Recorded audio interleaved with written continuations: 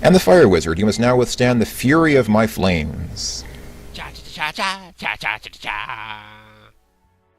Hey YouTube, this is Firewizard23 and welcome back to Let's Play Lost Kingdoms.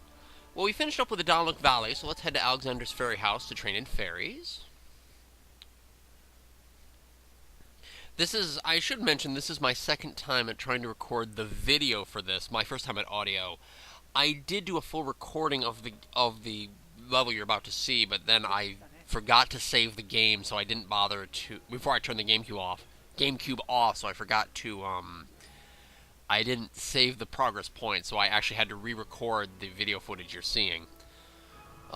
So we have 28 fairies now with Alexander, but we need 30 for our next card. So let's go see Gerd, and let's do some more side questing. Have we ever heard of the Gromtull Desert? Ooh. There's supposed to be treasure there, and people have been attacked by sandworms. Sandworms! No. So, better go help. There's a couple cards I'm going to buy here, and I feel bad this is a repeat of what I was going to do, but I'm just doing it here. I'm going to buy the Running Bird card, which, while it's on the field, it makes everybody faster. Okay. There's also the Land Shark, an independent monster who lives in the ground and then just jumps out to attack people. The Demon Hound card, which effectively does the same thing, just gallops on land. As we find in this video, though, I'm not actually that impressed with the Demon Hound and how it works as a monster. And finally, the aforementioned Sandworm, which is a summon monster that'll jump up out of the ground and then smash down, doing a lot of damage. So that's awesome. I don't have any transformations I can do this round, or at least I don't recall having any that I was really interested in. So we'll just skip that step for this video, even though I'm doggedly going through stuff. But I do want to go to copy because I can make some copies. Copying is awesome. And I don't think I've actually shown it in this video, but same with transforming a card, enough experience points, and you can make copies of your cards. So watch, here's how I make a Dragon Knight.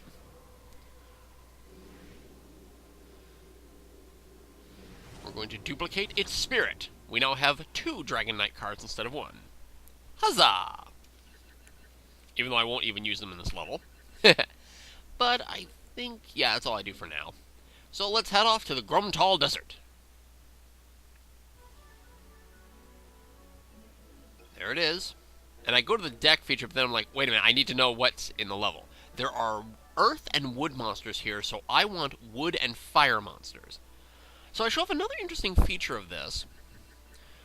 First off, I go ahead and ditch all of my earth cards, because they're not really going to be helpful here, but I do still have a Lizard Man card there I forgot. I ditch my Water Hopper and my Dragon Knight. They're not going to be useful, at least for attack power in this level. But hitting the X button, you can bring up a sort menu for your cards. You can sort them by element or by type. I'm going to sort by elements. Let's look for the wood monsters. I'll bring my Cockatrice. Those damn Cockatrices! My Basilisk, my Demon Hound, my Rebus.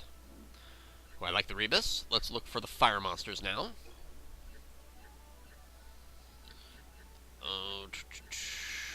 We definitely want the red lizards, and I bring along another dark raven. See, now I kind of putz around for a few minutes just looking for other cards. It's not, there's no specific way to play this game. You could play all independent monsters, you could play all summon monsters, you could play all weapon monsters. You can do mixes of the two. There's different ways you can play this game. And I think I was talking with somebody about this. They were asking me, which one do I like? Do I like the first or the second game better? The second game improves on the system here, but they also ruin a couple things, and I will be, at some point, let's playing the second game in this series. The second and only sequel to this game.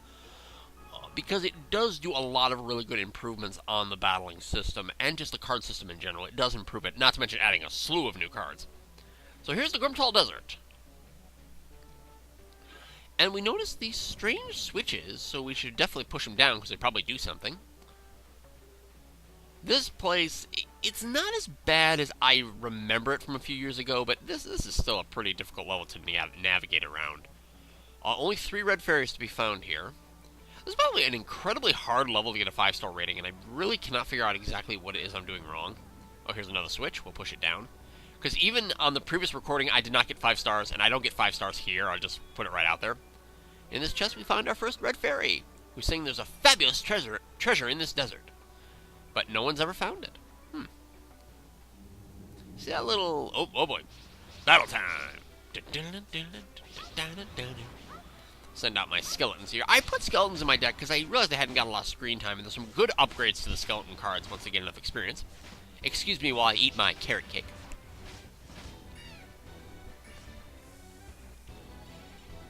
Very nice. That was a scythe beast. See that little cloud thingamajig?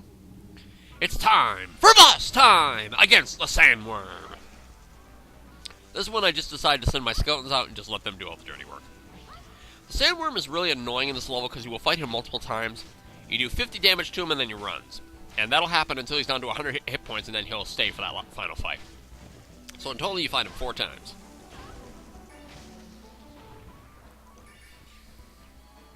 And you get crap experience because you don't get any experience for actually beating him because you didn't beat him. You just get the stones that popped out. Rats. So let's keep walking around here. See what we can find.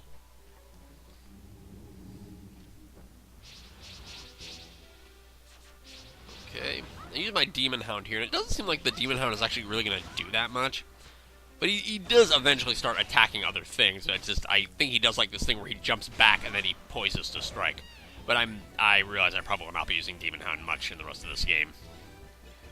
2 Scythe Beast defeated. Nice. Ooh, treasure chests. I wonder what's inside. Unfortunately, most of the chests here are populated by Earth-type monsters like mummies. And another mummy.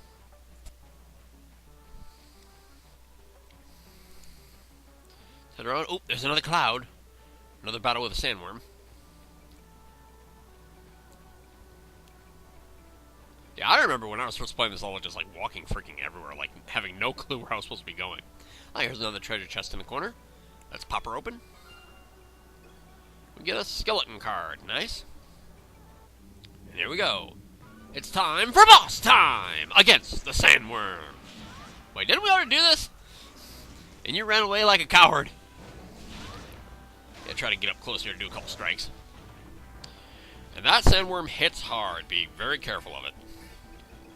And it just occurred to me, I forgot to show it, but I did show it in the original video footage I did. When I bought the sandworm card, like I showed in one of the earlier videos, you can go to the right of its card description, and you can see how it acts as an enemy. And so it gives little tips. Now, these little cactus things, you gotta get into a battle around them so you can use a monster to attack them and break it because there's something inside you need. So here I just use a Dark Raven to break it open, and it is another one of those switches. But you can't use cards outside of battle, which is something the second game did improve upon. You can use cards basically at any time. All the battles are in real time. Which is both a good and a bad thing. I distinctly seem to remember there was something about this that actually works for some reasons and doesn't work for others. We'll get to that.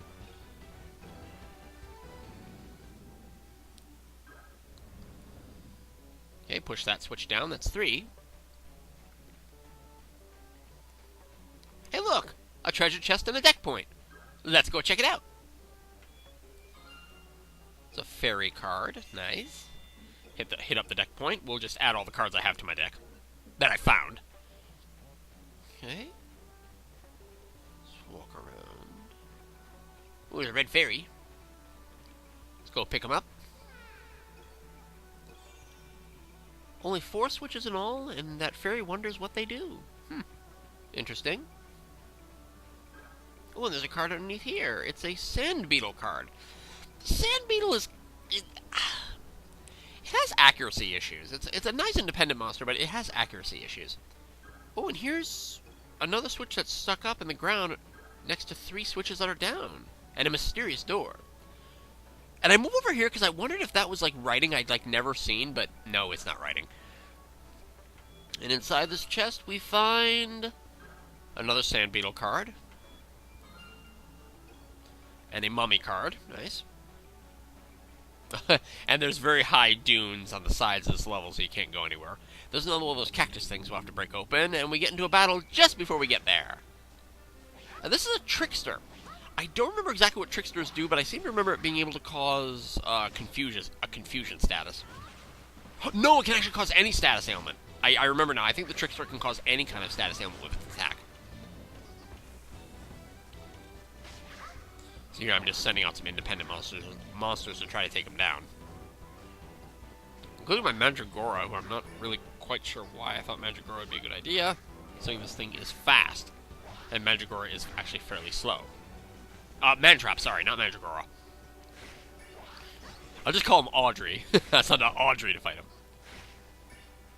Yet he's surprisingly effective. Huh. Guess he staggers him in just the right spot. Alright. And I leave some gems there. But now we can head over to this cactus. And again, I need to get into another battle here so I can break open the cactus. There's also a red fairy on this side. But I don't quite get to it because another fight ensues. That's okay, because I got to go break that cactus. I'll leave an independent monster here to deal with him. And surprisingly, the cockatrice's petrify gas breaks that cactus to reveal another switch. Use a demon hound.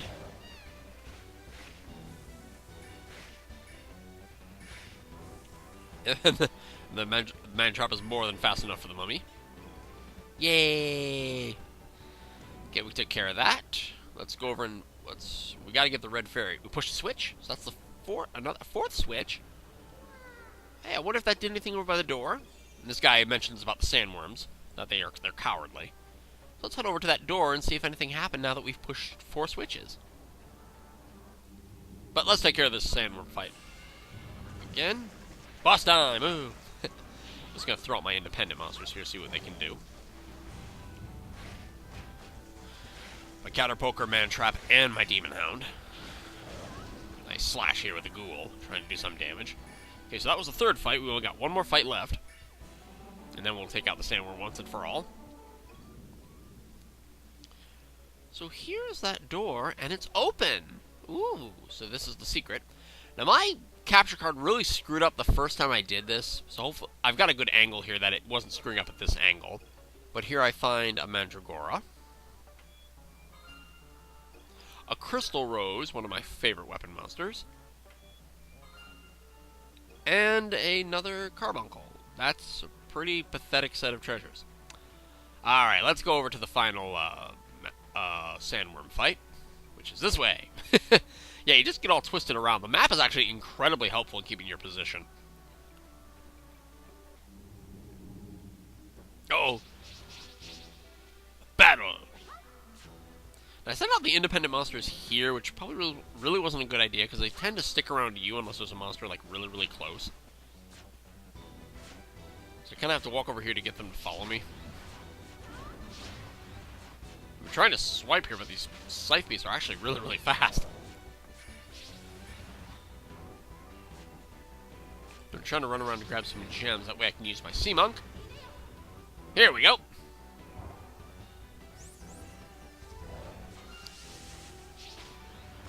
Nice. Have some stones. Nice work.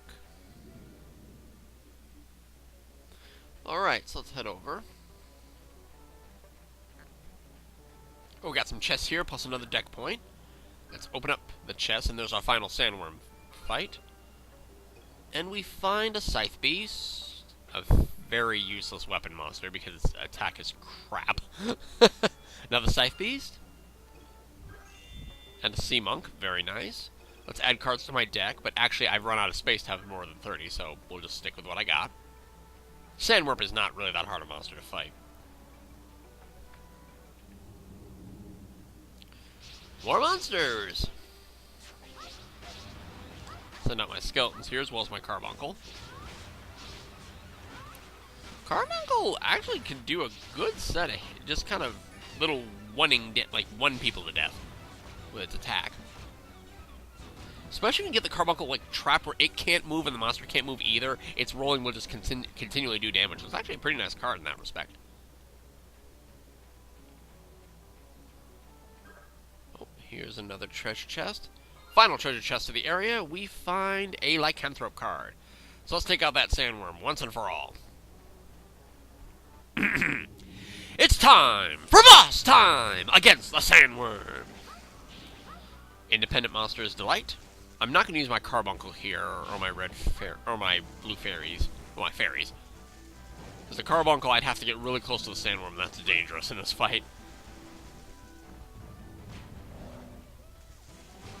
I'm trying to get some stones so I can charge up my attacks. I get attacked for my efforts.